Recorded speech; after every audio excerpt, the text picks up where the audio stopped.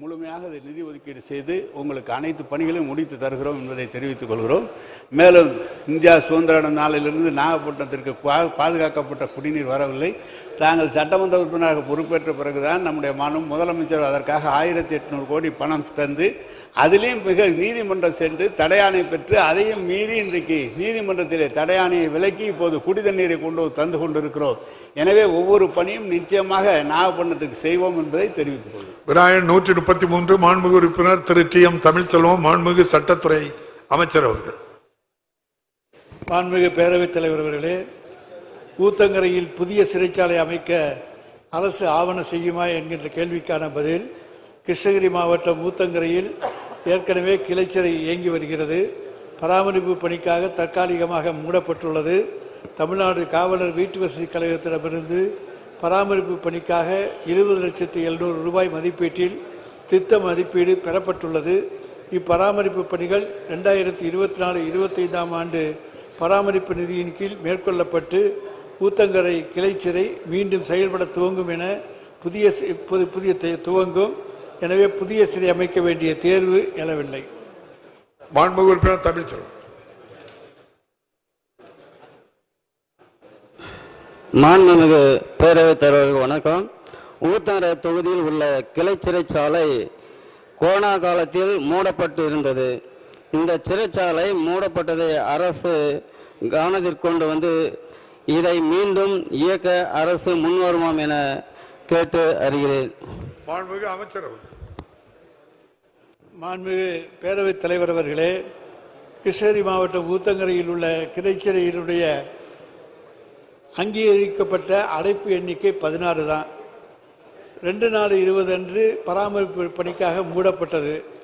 அதற்கு முன் அங்கே இருந்த சிறைவாசிகளுடைய எண்ணிக்கை 21/3/20 14, 24/3/20 9, 25/3/20 2. எனவே சிறைவாசிகளுடைய எண்ணிக்கையும் மிக குறைவாக இருந்தது. அதன் அடிப்படையிலே அது பராமரிப்பு பணிக்காக 2/4/20 அன்று மூடப்பட்டிருக்கிறது. இப்பொழுது மதிப்பீடுகள் தயார் செய்யப்பட்டிருக்கிறது. எனவே மதிப்பீடுகள் தயார் செய்யப்பட்ட பிறகு காவலர் வீட்டு வசதி கழகத்தின் மூலமாக பணிகள் மேற்கொள்ளப்படும். மாண்புமிகு உறுப்பினர் தமிழ்ச்செல்வம். மாண்புமிகு பேரவைத் தலைவர்கள் வணக்கம். ஊத்தங்கரை கிளை சிறைச்சாலை சுற்றி 6 காவல் நிலையம் உள்ளது. ஊத்தங்கரையில் சாம்பல்பட்டி, கல்லாடி, சிங்காரப்பட்டை, மத்தூர் பெண்கள் காவல் நிலையம் ஆகியவை உள்ளது. இந்த காவல் நிலையத்தில் இருந்து தருமபுரி 60 கிலோமீட்டர் தொலைவிலும், சேலத்திற்கு செல்ல வேண்டுமென்றால் 100 கிலோமீட்டர் தொலைவில் தான் கைதிகளை கூட்டு செல்கிறார். அதனால உடனடியாக இந்த சிறைச்சாலையை திறக்குமாறு பேரவை தலைவர் வாயிலாக அமைச்சரை கேட்டுக்கொள்கிறேன். மாண்புமிகு அமைச்சர்.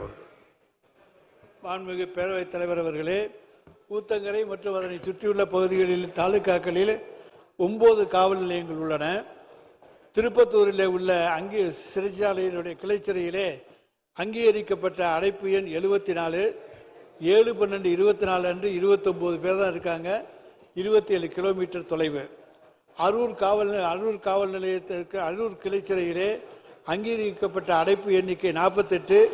அதில் 7/12/24 அன்று இருக்கின்ற சிறைவாசிகளுடைய எண்ணிக்கை 5 தான். Kilometre 27 kilometre. செங்கம் காவல் நிலையத்தில் அங்கீகரிக்கப்பட்ட அடைப்பு எண்ணிக்கை 9. அதில் 4 பேர் தான் இருக்காங்க. கிலோமீட்டர் 31. கிருஷ்ணகிரி மாவட்டத்தில் கிருஷ்ணகிரி கிளைச்சிறையிலே மாவட்ட சிறையில் 73 அங்கீகரிக்கப்பட்ட எண்ணிக்கை. அங்கே இருக்கின்றவர்களுடைய அடைப்பு எண்ணிக்கை 18 தான். கிலோமீட்டர் 49. எனவே இந்த இடங்களுக்கு அந்த காவல் நிலையங்களிலிருந்து கைதிகளை அங்கே சிறைவாசிகளை அழைத்து செல்வதற்கு ஒன்று கஷ்டமான சூழ்நிலை கிடையாது.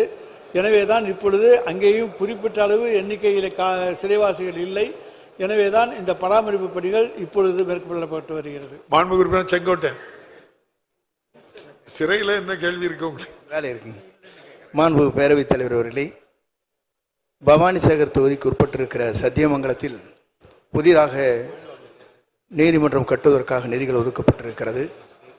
அது தொலைதூரத்தில் இருக்கிறது என்பதற்காக வழக்கறிஞர்கள் அத்தனை பேரும் இன்றைக்கு தொடர் உண்ணாவிரத்தில் இருக்கிறார்கள்.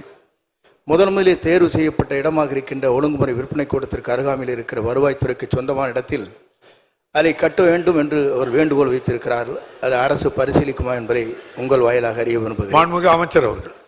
மாண்புமிகு பேரவைத் தலைவர் அவர்களே, ஒரு நீதிமன்றம் கட்டுவதற்கான இடத்தை அந்த மாவட்டத்தினுடைய மாவட்ட செஷன்ஸ் நீதிபதி அவர்களும் அந்த மாவட்டத்துக்கான உயர்நீதிமன்றத்துடைய பொறுப்பு நீதிபதிகளும் சேர்ந்து தேர்ந்தெடுத்து அதை வருவாய்த்துறையிடம் தெரிவித்து அங்கிருந்து பெற்றுத் தருகின்றார்கள். அதன் அடிப்படையில் தான் நாங்கள் கட்டுகின்றோம். அது தொலைவிலே இருக்கிறது என்கின்ற குறை இருக்குமேயானால் அதை உயர்நீதிமன்றத்துக்கு தெரிவித்து அங்கே இருக்கக்கூடிய பொறுப்பு நீதிபதிகளிடத்து கவனத்துக்கு கொண்டு சென்று இடத்தை மாற்றுவதற்கான முயற்சிகளை நிச்சயமாக மேற்கொள்வோம். மாண்புமிகு உறுப்பினர் முத்துராஜா.